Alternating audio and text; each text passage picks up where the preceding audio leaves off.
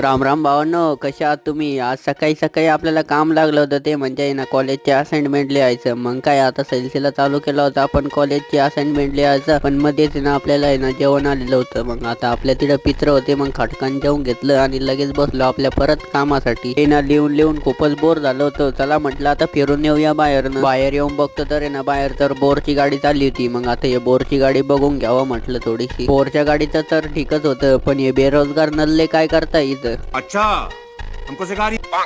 त्यांना काय म्हणते बेरोजगार, आपण पण बेरोजगारच आहे. मग आता आहे ना इथं काय चालू आहे बघून घ्यावं म्हटलं. यांची मेहनत बघून तर यांना सलामीच द्यावीशी वाटते, कारण 5-6 क्विंटलचं वजन एक एक जणाला एक एक क्विंटल वाटायला तरी येत असेल राव. मग यांना म्हटलं मला आणि माझ्या गँगला पण घेऊन टाका राव तुमच्या गँग मध्ये. ते म्हणे आम्ही बच्चों को काम पे नहीं रखते.